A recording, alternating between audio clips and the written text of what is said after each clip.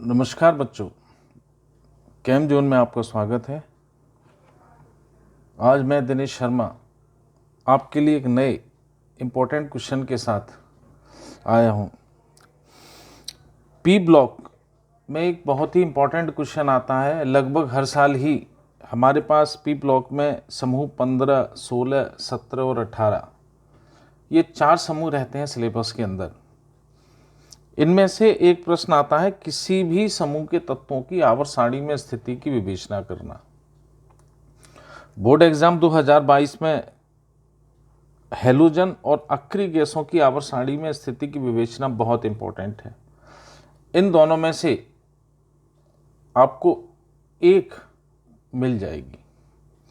अब हम सबसे पहले ये देखेंगे कि स्थिति की विवेचना का मतलब क्या होता है और हम करते क्या हैं। स्थिति की विवेचना का मतलब है कि जैसे हमने सबसे पहले देखा है या हेडिंग डाला है, हैलोजन तत्वों की आवर्त सारणी में स्थिति की विवेचना। इसका मतलब ये है कि हैलोजन तत्वों को हम जानते हैं आवर्त सारणी में पी ब्लॉक के समूह 17 के अंदर रखा गया है।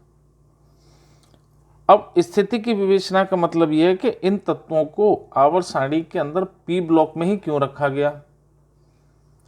दूसरा प्रश्न आया कि पी ब्लॉक के समूह 17 में ही क्यों रखा गया। तीसरा प्रश्न ये आया कि समूह 17 में इनको रखा गया तो इन सभी तत्वों को एक साथ क्यों रखा गया। इन सभी प्रश्नों के उत्तर को तर्क संगत तरीके से प्रस्तुत करना यह होता है स्थिति की विवेचना। अब मैं आपको बताता हूं कि स्थिति की विवेचना कैसे करनी है। हम जानते हैं हैलोजन तत्व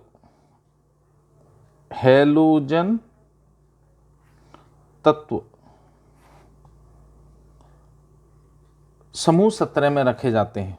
ठीक है, तो हम यहां करेंगे सबसे पहले हैलोजन तत्वों का इलेक्ट्रॉन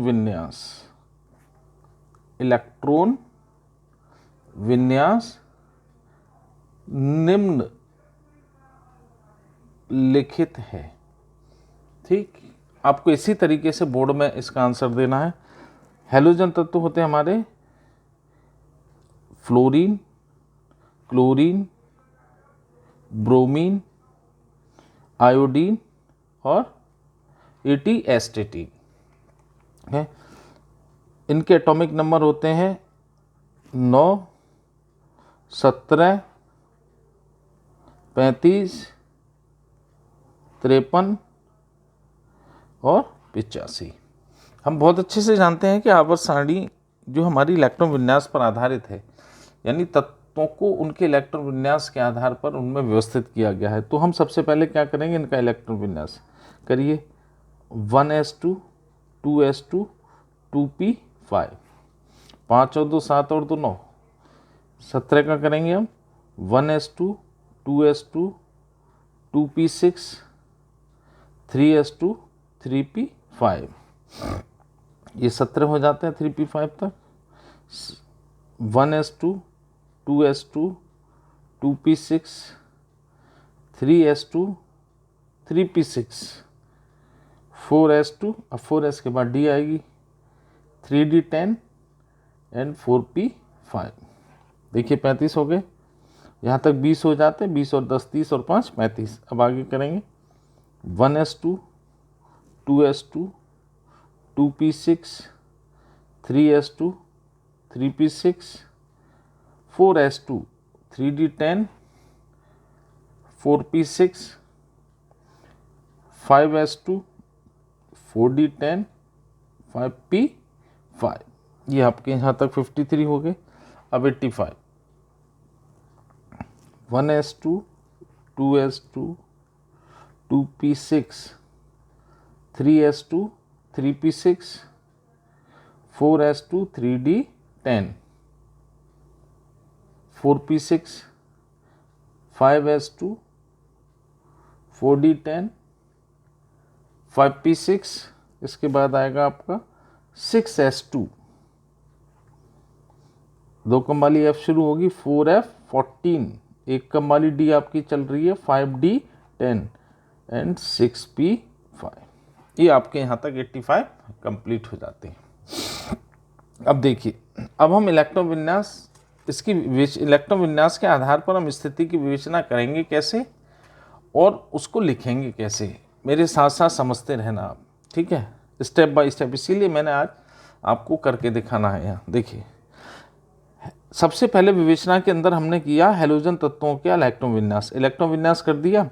अब किसी भी तत्व के जो इलेक्ट्रॉन होते हैं वो अंतिम या संयोजी कोष पर निर्भर करते हैं। तो हम देखेंगे कि फ्लोरीन, क्लोरीन, ब्रोमीन, आयोडीन और एस्टेटीन, इन सबके अंतिम इलेक्ट्रॉन किस में जा रहे हैं, पी के अंदर। देखिए 2p5, 3p5 सबके पी में जा रहे हैं।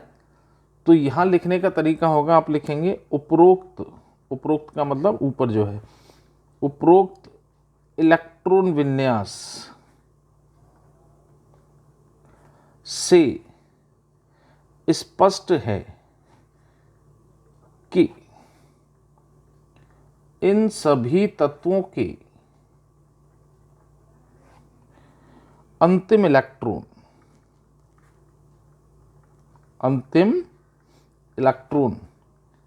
पी उपकोष में जाते हैं।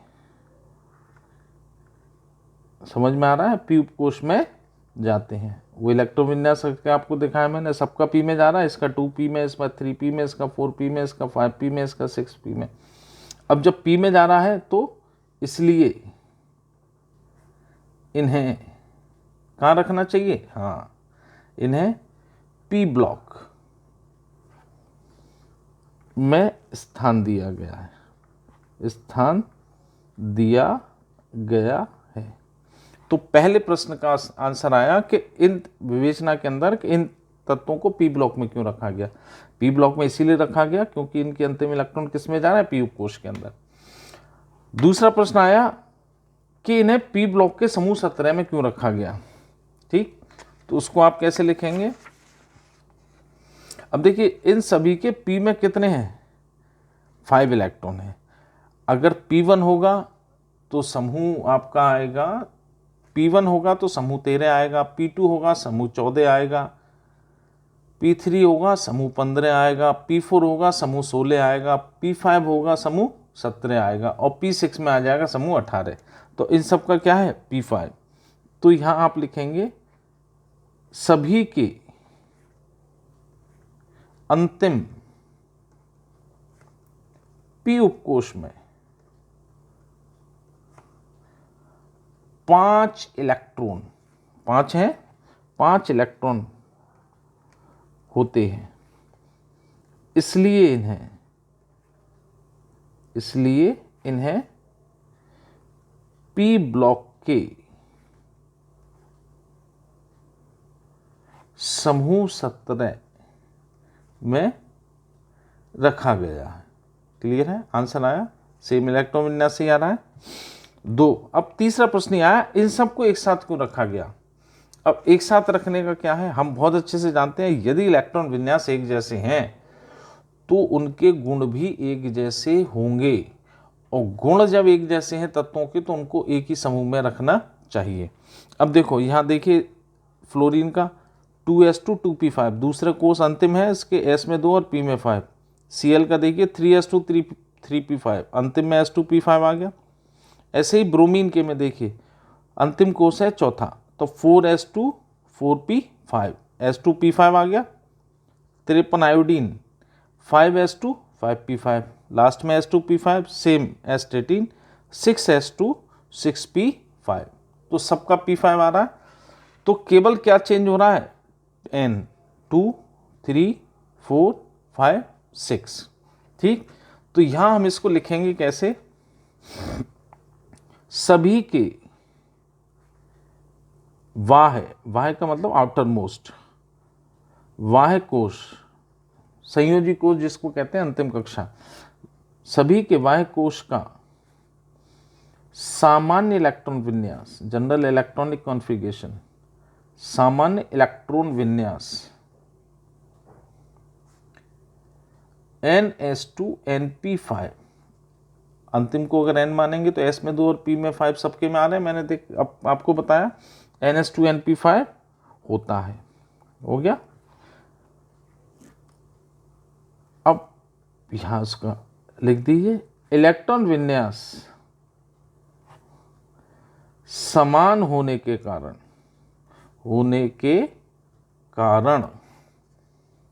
इनके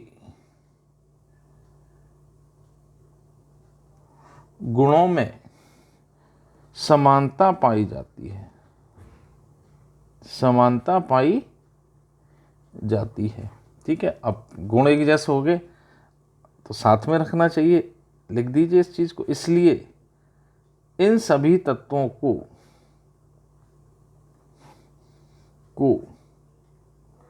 एक साथ, आ गया आंसर निकल गया आपका, एक साथ आवर्त सारणी में पी ब्लॉक के समूह 17 में रखना सर्वथा उचित है।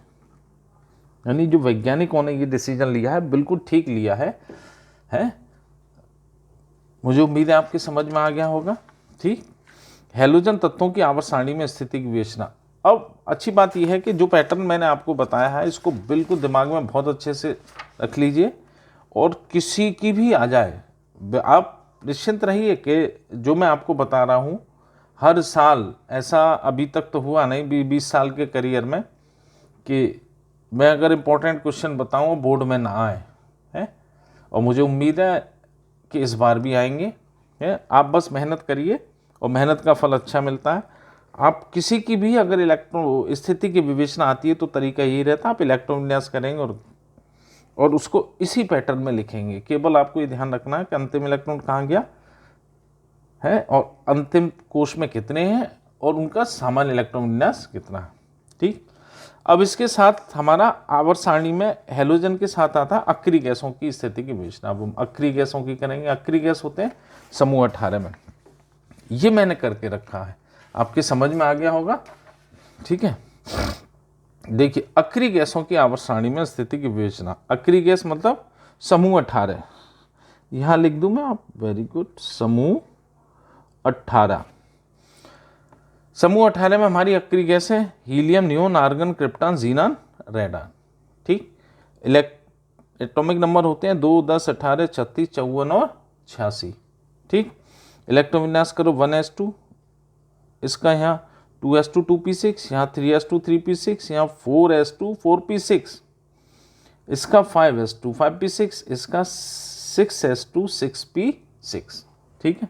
उसका s2p5 आ रहा था, इसका आ रहा है s2p6, ठीक है।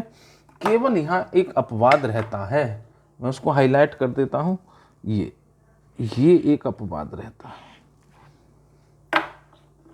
भाई। इन सब के हीलियम को छोड़कर इन सब के अंतिम इलेक्ट्रॉन जा रहे हैं पी उपकोश के अंदर, अकेला हीलियम ऐसा है जिसका जा रहा है एस के अंदर, तो ये एक अपवाद है।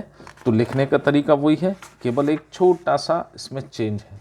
देखिए उपरोक्त इलेक्ट्रॉन विन्यास से स्पष्ट है कि इन सभी तत्वों यहाँ ब्रैकेट में आपको लिखना पड़ेगा हीलियम को छोड़कर, क्योंकि हीलियम के साथ ऐसा नहीं है, ठीक है कि नहीं।